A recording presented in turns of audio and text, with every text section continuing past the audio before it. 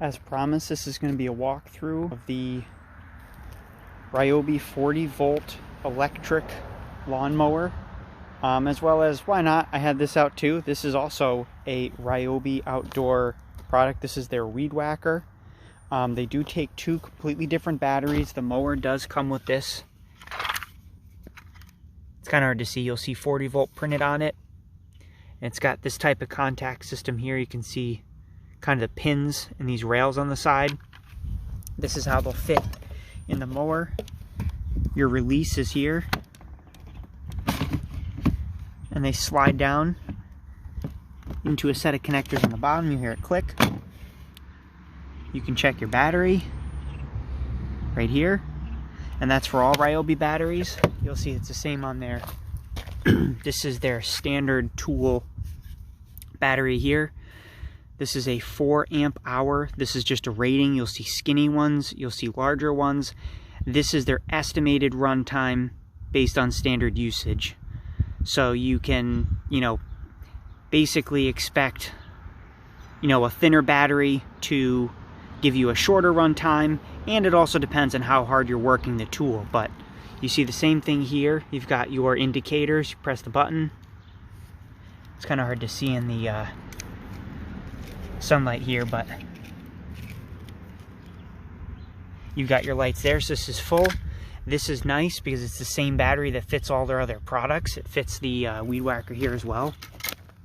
It's worth noting, they also just released a weed whacker, a chainsaw, and a leaf blower that use the 40 volt battery. So they are introducing more products with more of a powerhouse, so it'll last you a little bit longer. But I have a few of these, so I'm okay trading that for kind of portability. So you got the two products here. You've got, let's see, we'll start where we were with the batteries here. You've got, this is an emergency kill switch. So if this is removed, it just has a couple contacts on it. If you want to store it in there, you can't accidentally start it. And then this right here, this is an extra spot to hold a second battery if you have it. It will come with one, as well as the charger for these larger batteries. This is a protective covering. It'll keep all that dry. It does have lights. I'll be honest, it's hilarious. Like, they are kind of bright, but it's kind of pointless. It just looks cool when you're using it. And then this particular one is not self-propelled. However, they do now sell, as was the case when I bought this one, self-propelled and non-self-propelled. So it's super light. As you can see, it's all plastic. Am I a fan of that? No, because it's not as durable as metal. But again, considering it's battery operated, it saves weight.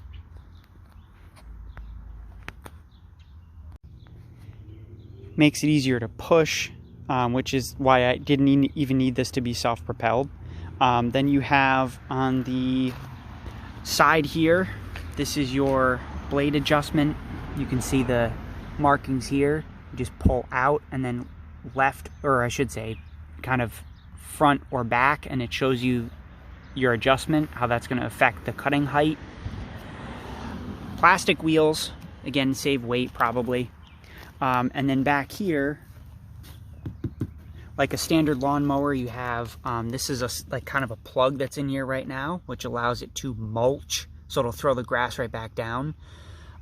If you don't want to do that, you can certainly pull that out, and it does come with your standard bag. It hooks right onto the back here. You can bag it as you go. It holds a pretty decent amount. I'll be honest. Like it really does. It holds a fair amount of grass. So if you would like to, store it, as far as taking up less space, you can undo these handles here. This slides down, and then these adjustments here, you pull these like that, where that piece is seated. Do that on both sides.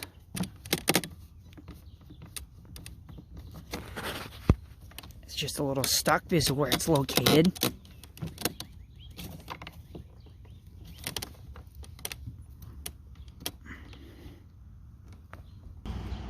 And then once you have that, this actually folds down. It'll go down even further once you put the blade adjustment as far down as it'll go. And then this actually, you can take these and reinsert them. It kind of fills, it clicks into this hole here, and then you can actually, you know, stand it upright or store it. It takes up a lot less room. This is how I usually store it. So now we'll show you just some quick, what it does with, yeah, this mess. So having a 1-year-old and a lot of stuff going on at work, yeah, this happened. So it's been cut once and it already looks like it was never cut.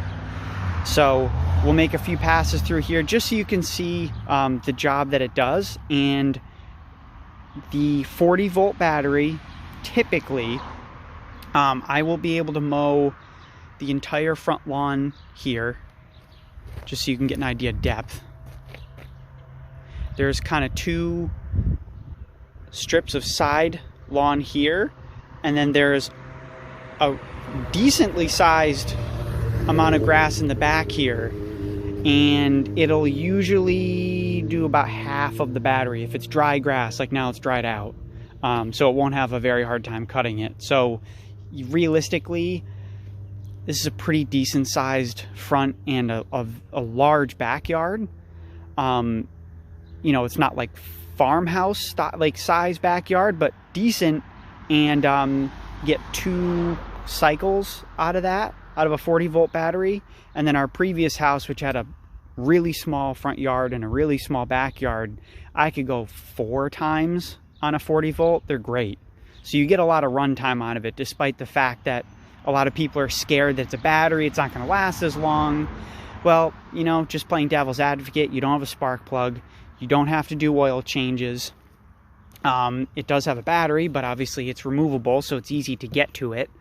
So it requires a lot less maintenance once you get it.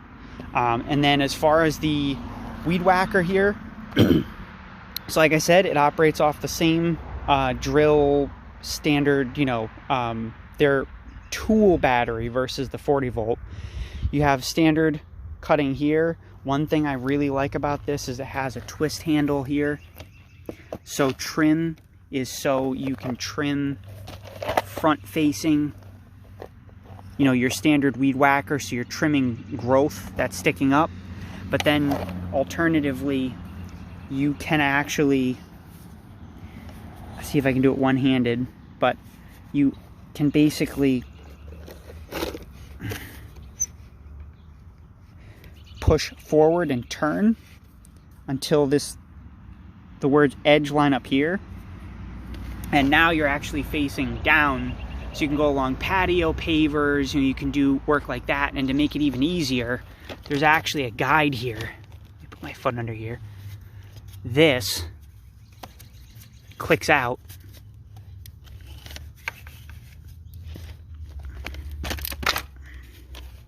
like that, and that actually gives you an edge that you can lock into a gap, so you know you're getting a straight and even line the whole way down, which is awesome. And then they sell their own wire. Again, this is because it is battery operated. It's a little thinner, but these refill packages, you just press this button on either side. Here's your other one. Press it. This is just a little cap that's in here. And there's your spool. And you can, I think they come in like a 3-pack, and they're not very expensive. So it's not too bad. And these last a pretty decent amount of time. They do a good job. And if you ever need to trim it, it's just like a normal weed whacker. You unspool a little bit, you feed it through. It'll run by this cutter, and you'll have it cut to length like that. So both products are great. And then I will just show you the results here. And so again, here's a before.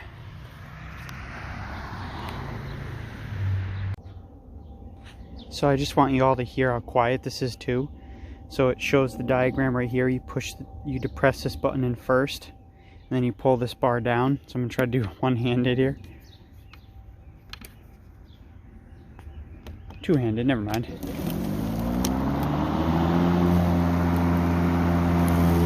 And and that's literally how quiet it is. It may pick up, you'll hear it. Hear that.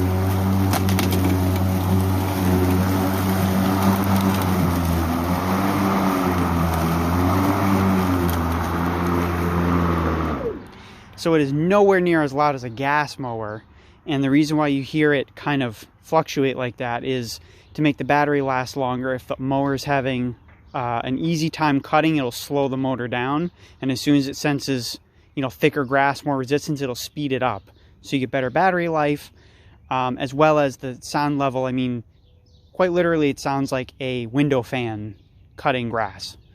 So I've kind of cut the lawn earlier in the morning sometimes, only because it's not as disruptive either, and you don't have to again, with the handle here, there's no pull start, there's no choke, there's no nothing. So this might be attractive for a lot of people that want an alternative to a gas mower. I've gotten use out of this for 2 years.